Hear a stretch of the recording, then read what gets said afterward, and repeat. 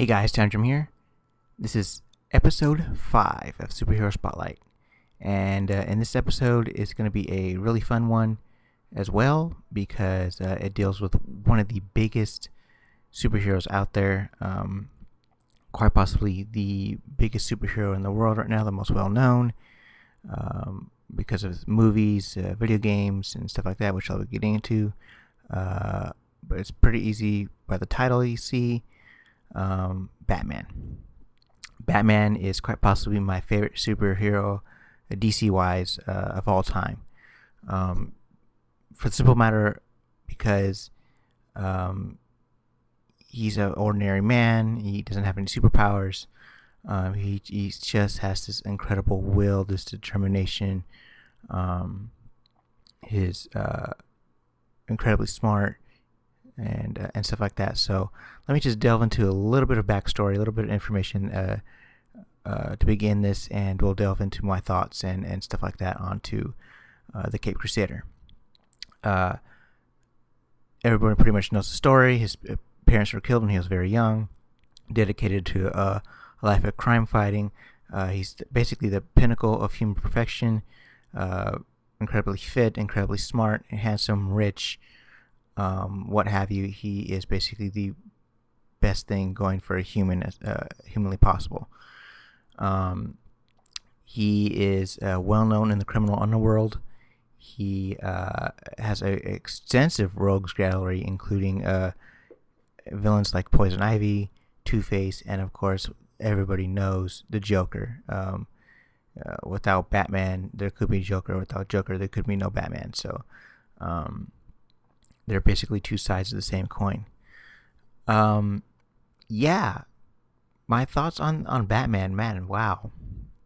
Where do I begin? He, ironically, he's just an awesome superhero. I mean, when you think about it, Batman is probably the closest thing we'll see to a regular superhero in the real world, because he has no superpowers. All he uses is his inventions, his batarangs, his car, his bat wing, stuff like that. If a millionaire were be able to jump from building to building dressed up as a costume character, this would probably be like. But that's not to say that Batman is inherently all good. He's sort of damaged goods in a bit because he has a past where his parents were murdered and stuff like that. He didn't have his parents growing up fully throughout his childhood, so he has this chip on his shoulder. But he's come above all that. He's risen above that, and he's proven to be quite possibly the most well-respected superhero in the DC universe, and quite possibly in all of comic bookdom. He's just fantastic. He's great. There have been several incarnations of Batman, including one where Frank Miller's Dark Knight, where he's in the future, where he's about 50 years old, and he's basically created this dictatorship where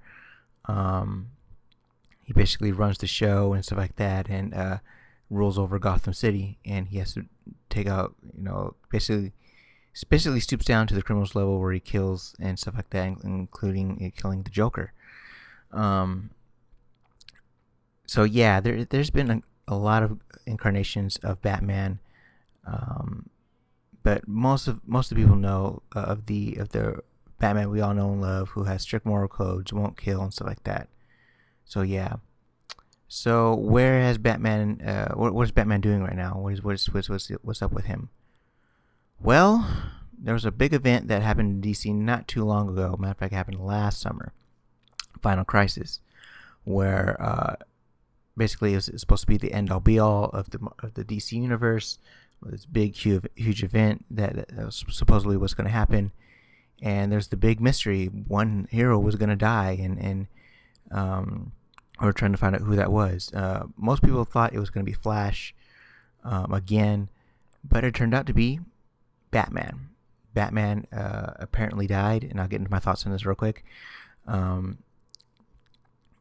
He got hit by Darkseid's Omega Beam, and you see there Superman's holding his lifeless body. Supposedly.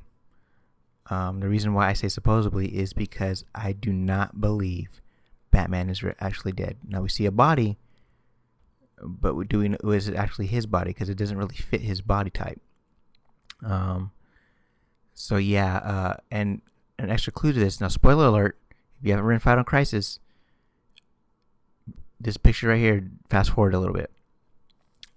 This is the final page of Final Crisis, and this actually led me to believe Bruce is not dead. Bruce Wayne is not dead. He is either transported into an alternate dimension, which Darkseid's Omega Beam can do. The Omega Beams have various abilities, including transporting someone through time, through space, whatever, alternate realities and stuff like that. This picture could be Bruce Wayne.